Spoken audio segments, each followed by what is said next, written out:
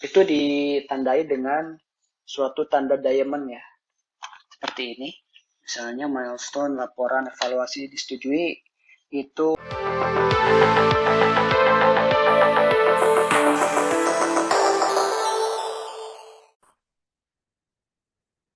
Assalamualaikum warahmatullahi wabarakatuh.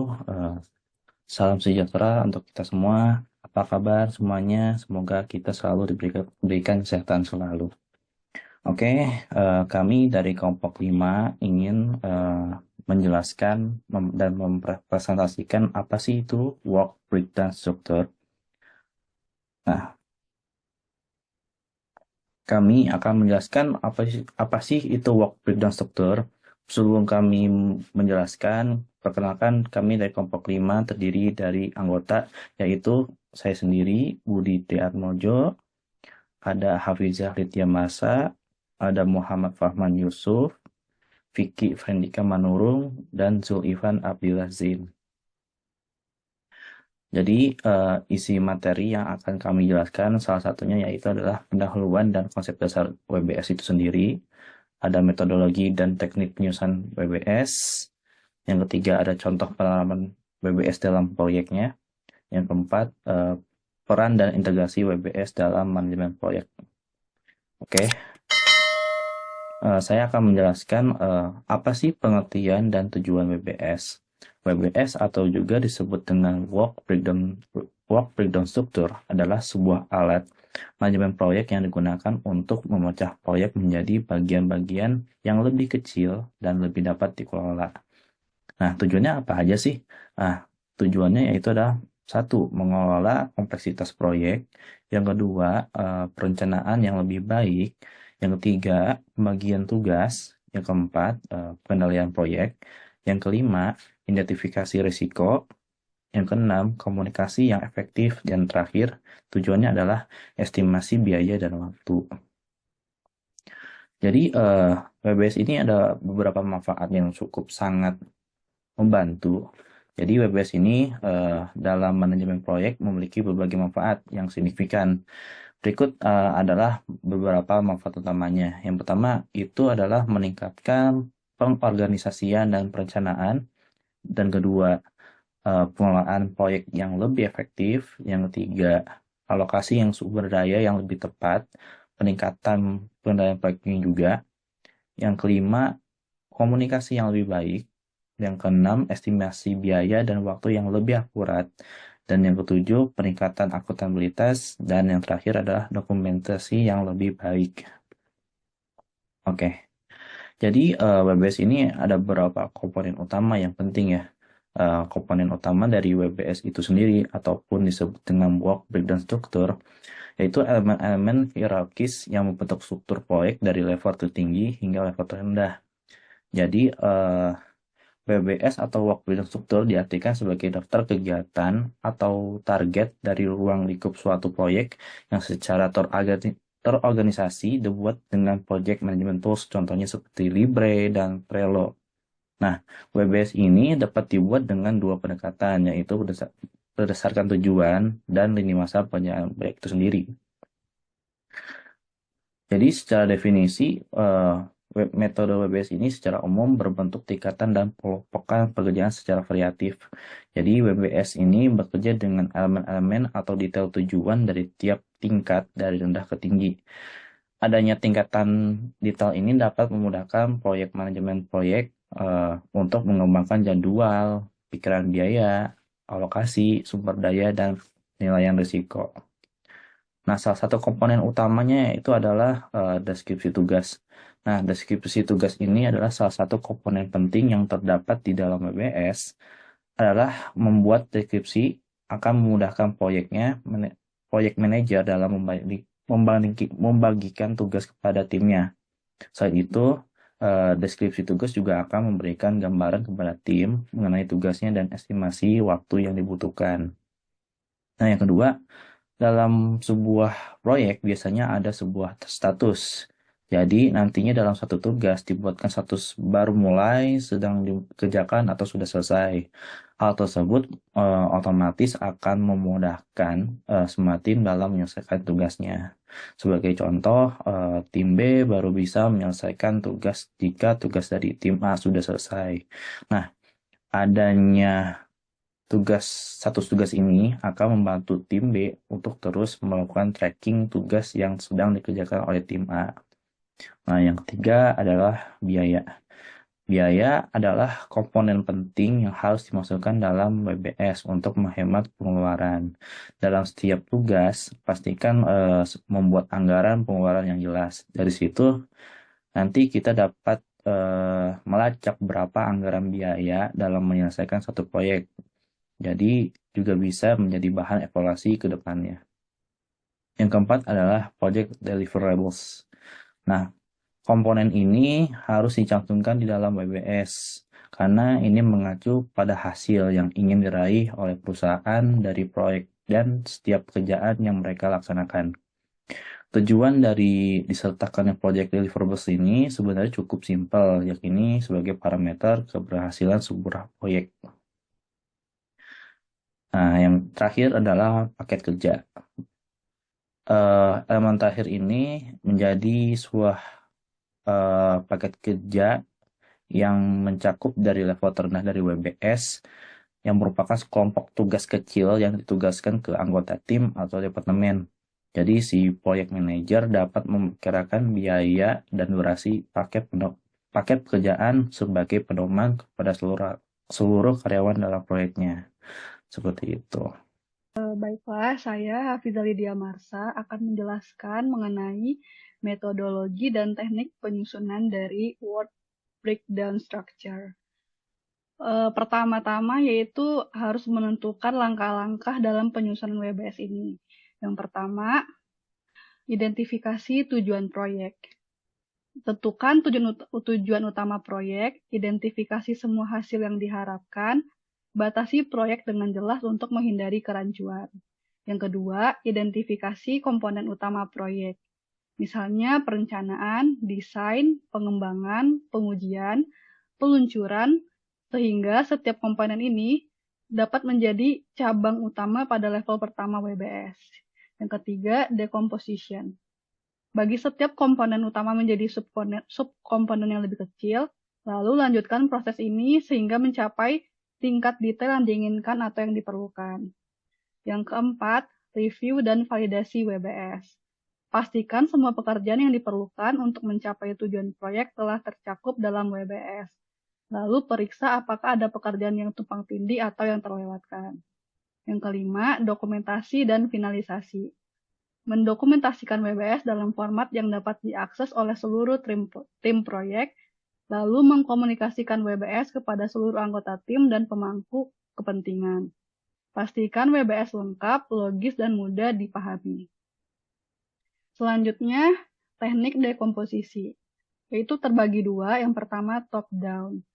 Memulai dari level tertinggi, yaitu proyek secara keseluruhan, dan membaginya menjadi bagian-bagian yang lebih kecil dan lebih spesifik. Lalu melanjutkan pembagian hingga mencapai tingkat aktivitas atau tugas yang dapat dikelola. Contohnya, proyek konstruksi yang dimulai dari level tertinggi dan dibagi menjadi tahap-tahap seperti dalam konstruksi gedung seperti perencanaan, desain, pembangunan, dan penyelesaian. Yang kedua, bottom up. Memulai dari tugas atau aktivitas individual dan mengelompokkan mereka ke dalam deliverables yang lebih besar dan lebih luas. Melanjutkan pengelompokan hingga mencapai level tertinggi. Contohnya, proyek pengembangan perangkat lunak yang dimulai dari pengembangan fitur individu dan mengelompokkannya ke dalam modul, kemudian mengelompokkannya ke dalam sistem yang lebih besar. Selanjutnya mengenai kriteria dan prinsip dalam pembuatan WBS. Yang pertama, kelengkapan. WBS harus mencakup semua deliverables proyek dan semua pekerjaan yang diperlukan untuk menyelesaikannya, sehingga tidak ada elemen penting yang terlewatkan. Yang kedua, eksklusivitas. Setiap elemen WBS harus unik dan tidak boleh tumpang tindih dengan elemen lainnya. Lalu memastikan tidak ada pekerjaan yang terduplikasi. Yang ketiga, kolektif keseluruhan. Jika semua elemen WBS diselesaikan, maka tujuan proyek akan tercapai. Selanjutnya yang keempat, variable. Setiap elemen WBS harus dapat diukur dan diverifikasi. Yang kelima, independen. Setiap elemen harus unik dan tidak bergantung pada elemen lainnya. Dan yang terakhir, stabil. WBS harus cukup stabil untuk digunakan sebagai dasar perencanaan proyek, tetapi tetap fleksibel untuk mengakomodasi perubahan. Sekian, terima kasih.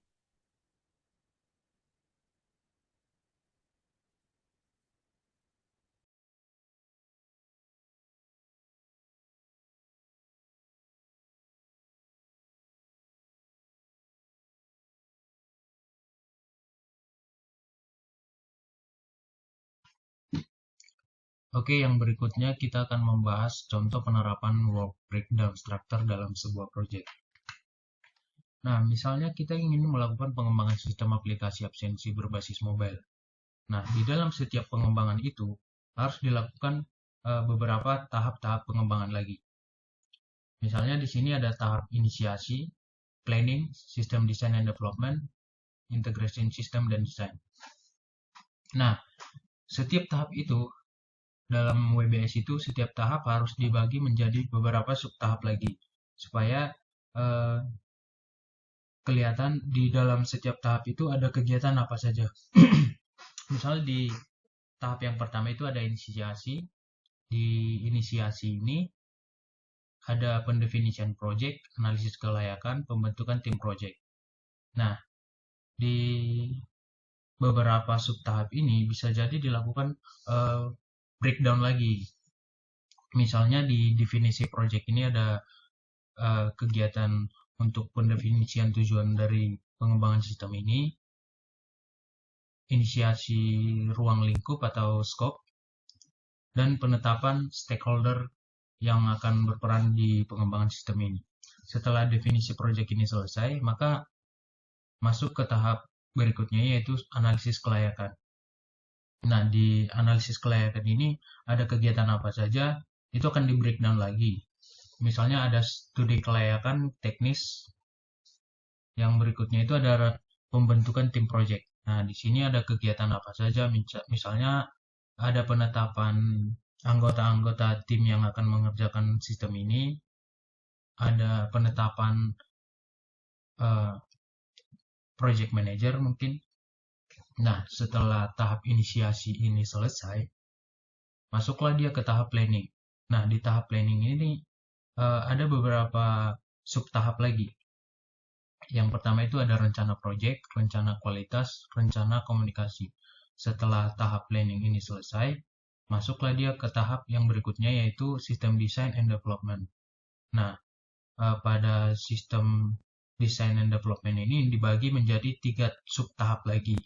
Yang pertama itu ada design system. Nah, di sini mungkin ada beberapa tahap-tahap lagi, bisa berupa desain arsitektur teknis, pendefinisian spesifikasi teknisnya apa aja. Yang berikutnya itu ada pengembangan aplikasi.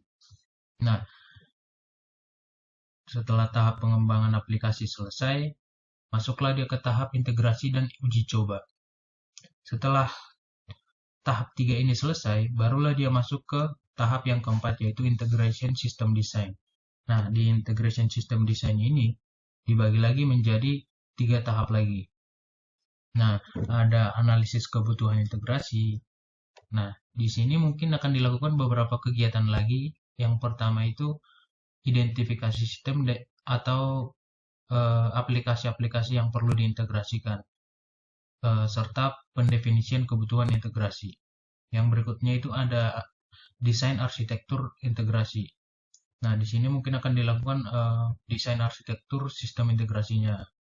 Bisa desain API atau protokol komunikasinya. Yang berikutnya itu ada dokumentasi desain. Nah, di sini bisa pembuatan dokumentasi teknis untuk integrasi. Nah, setiap tahap-tahap itu harus di breakdown lagi di dalam WBS supaya jelas dia ada tahap-tahap apa saja. Yang berikutnya itu ada application testing. Nah, pada application testing ini tahapnya itu ada pengujian unit, pengujian integrasi sistem. Yang berikutnya itu ada security testing. Di security testing juga ada beberapa tahap lagi. Yang pertama itu penilaian kerentanan, pengujian penetrasi, review, dan perbaikan.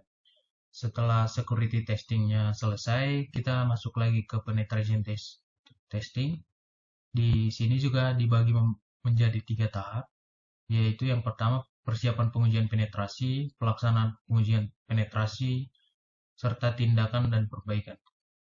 Yang berikutnya itu setelah testingnya sudah selesai, baik itu application testing, security testing, dan penetration testing, masuklah dia ke deployment.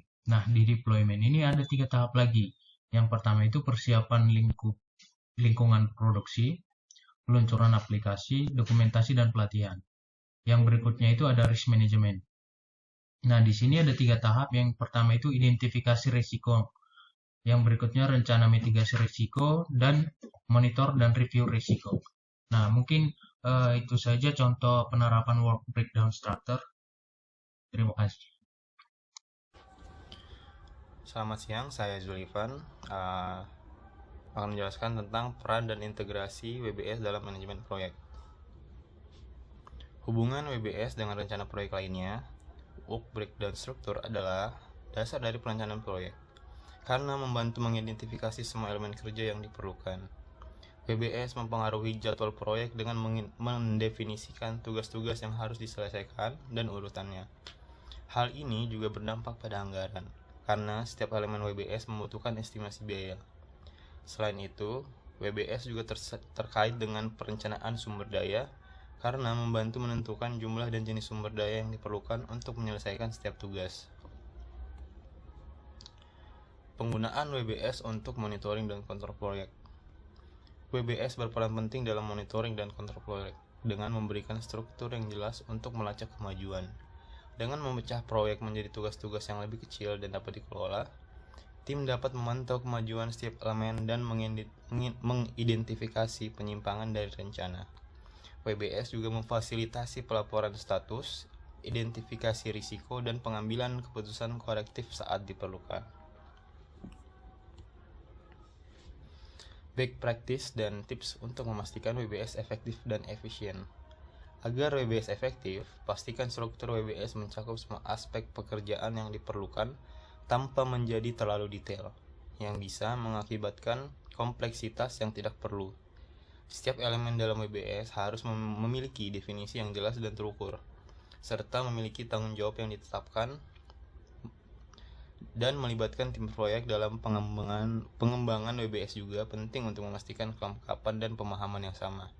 Selain itu, WBS harus fleksibel untuk disesuaikan jika ada perubahan dalam cakupan proyek. Terima kasih. Baik, kita langsung saja ya. Kita lihat contoh kasus agar teman-teman lebih mengerti. Di sini ada suatu contoh kasus. Ada sebuah sekolah bernama Martial Art Academy atau nanti kita singkat ya ke depannya menjadi MAA. Jadi MAA ini ingin membuat suatu sistem informasi manajemen yang mencakup beberapa fitur berikut nih. Baik, selanjutnya kita harus tahu dulu tahapan dalam mengerjakan proyek itu menurut bukunya Marciuka ya. Ada 5 tahapan dalam project life cycle. Yang pertama inisialisasi proyek, kemudian perencanaan, kemudian pelaksanaan, penutupan proyek, dan evaluasi proyek. Nah, kemudian sistem development life cycle yang kita ambil itu akan berpengaruh kepada tahapan pelaksanaan dalam project life cycle. Di sini kita akan menggunakan SDLC Waterfall, di mana tahapan dari SDLC Waterfall itu yang pertama analisis kebutuhan, desain sistem, development, testing, dan deployment. Kemudian, berdasarkan struktur tadi, kita bisa ekstrak informasinya menjadi langkah-langkah pengerjaan proyek seperti ini. Kita tambahkan angka agar rapi dilihat strukturnya. Setelah itu, kita breakdown satu persatu dari masing-masing langkah tersebut menjadi paket-paket pekerjaan. yang sudah dijelaskan di awal tadi ya, paket pekerjaan itu. Contohnya, pada inisialisasi proyek, terdapat paket pekerjaan berikut, membuat studi kelayakan, menetapkan tim proyek, menyusun dokumen persetujuan proyek, dan jangan lupa tambahkan milestone. Setiap tahapan proyek perlu ditambahkan milestone atau tonggak sejarah, karena menurut saya itu adalah suatu penanda. Jadi milestone itu bisa dikatakan suatu titik tanggal ya, di mana satu langkah dalam proyek itu sudah diselesaikan gitu. Contohnya dalam tahapan inisialisasi proyek, milestone-nya itu proyeknya disetujui gitu kan. Kemudian dalam tahap perencanaan, milestone-nya itu rencana proyek disetujui dan sebagainya. Selanjutnya, paket-paket pekerjaan ini diberikan estimasi waktu pengerjaan.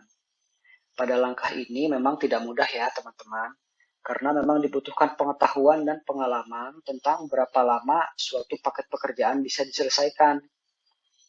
Ya. Kemudian untuk milestone itu dibuat 0 hari ya, karena hanya sebagai penanda saja. Selanjutnya kita akan meng-assign resources untuk proyek kita.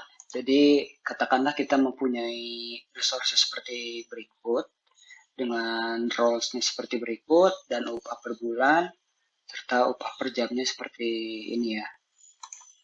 Jadi contohnya membuat studi kelayakan dilakukan oleh Fahman sebagai project manager, kemudian selanjutnya mengumpulkan kebutuhan pengguna, misalnya gitu kan, Fahman dan Hafizah. Di sini Hafizah sebagai UI UX designer dan juga front end developer. Kemudian seterusnya. Kemudian, setelah list paket pekerjaannya selesai, langsung saja kita buat WBS-nya dengan menggunakan salah satu contoh tools yang bernama Project Libre.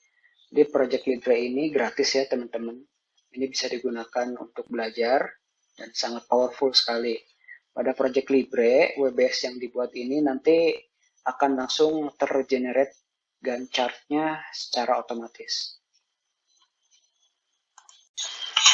Ya, langsung saja buka aplikasi Project Libre-nya ya teman-teman. Pertama kita klik new dulu, kita kasih nama project-nya. Contohnya project MAA dengan manajernya misalnya saya. Start date-nya biarkan tanggal segitu saja. Oke, di sebelah kiri ini adalah tabel di mana kita akan memasukkan langkah-langkah dari PLC dan pakai pekerjaannya. Kemudian nanti akan tergenerate secara otomatis Gantt chart-nya di sebelah kanan ya. Karena kita sudah men-list semua paket pekerjaannya tadi di Excel tadi, jadi kita cukup mengcopy-nya saja. Ini untuk bagian resources, itu nanti akan kita tambahkan di akhir ya. Untuk saat ini kita copy saja dulu paket pekerjaannya dan estimasi pekerjaannya.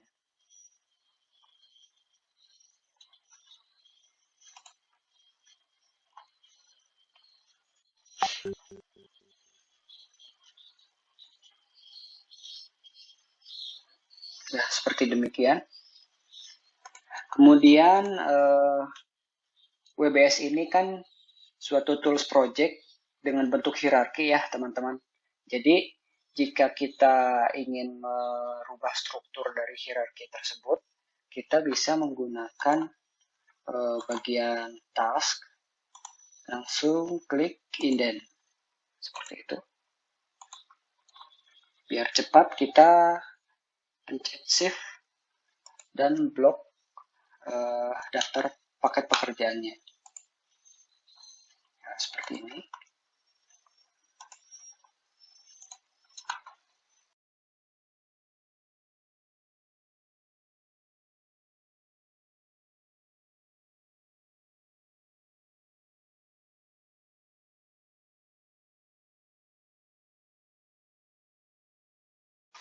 Oh, ini ada yang salah ya.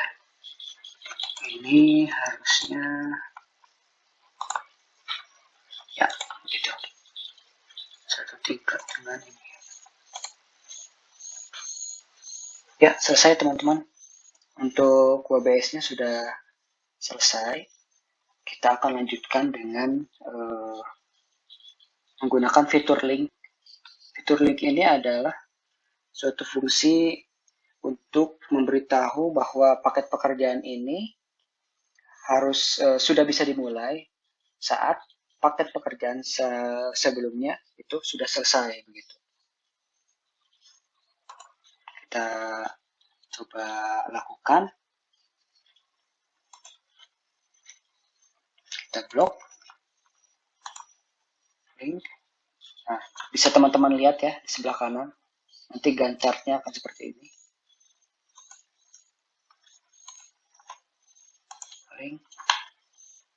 Kemudian perencanaan dan inisialisasi proyek. Ini juga di link. Kemudian pelaksanaan dan perencanaan, link. Artinya pelaksanaan ini bisa dimulai jika perencanaan sudah selesai. Begitu ya, kurang lebih teman-teman.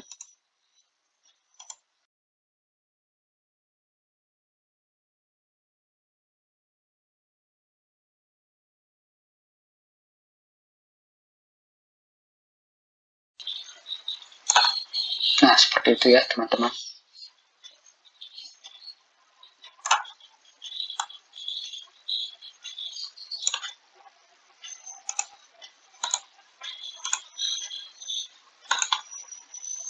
Link.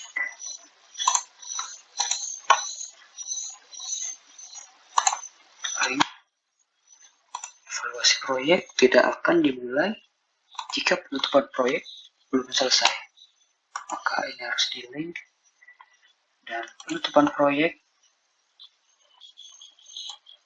tidak akan dimulai jika tahap pelaksanaan belum selesai. Nah, bisa dilihat ya di sini langsung jatuh ke bawah, tahap pelaksanaan ke tahap penutupan. Ya, tahap penutupan proyek. Jika sudah selesai tahap penutupan proyek, maka lanjut ke tahap evaluasi proyek. Ini ya, bar hitam ini yang di chartnya.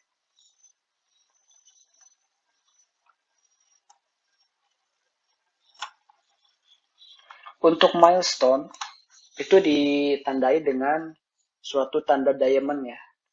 Seperti ini. Misalnya milestone laporan evaluasi disetujui itu pada bulan 3 tanggal 11.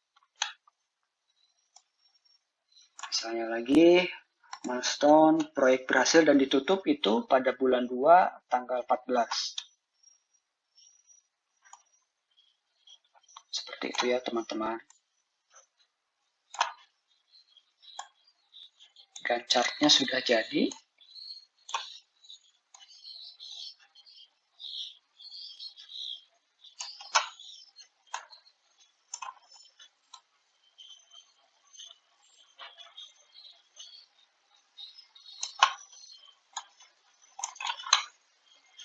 Oke teman-teman, jika sudah, maka tahap selanjutnya adalah mengassign resources ya.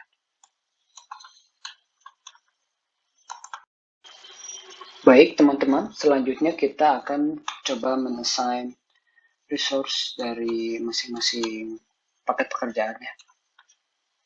Pertama kita masuk ke tab resource, kita klik resource, kemudian kita bisa kopikan data resource yang sudah kita buat sebelumnya ya, yang di Excel itu.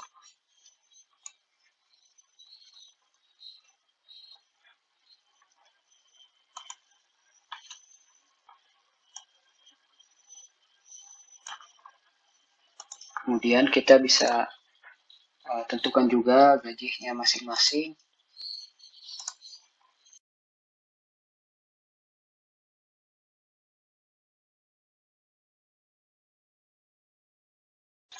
Oke, resource-nya sudah selesai. Kita balik lagi ke task, langsung pilih Gantt chart.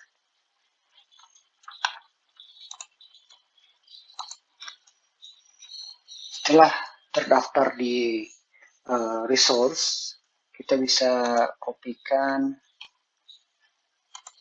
dari Excel yang sebelumnya.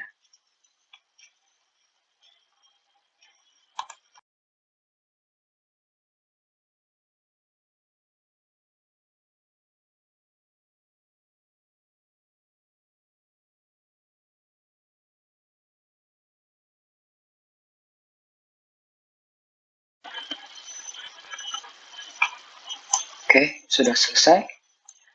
Dan nantinya Gantt chart-nya akan seperti ini. Ada masing-masing PIC dari masing-masing paket pekerjaan ya.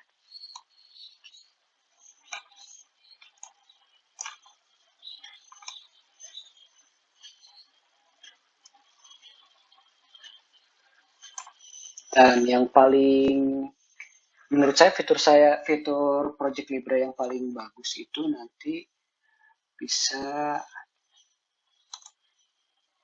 disamarikan. Nah, ini dia. View, Reports.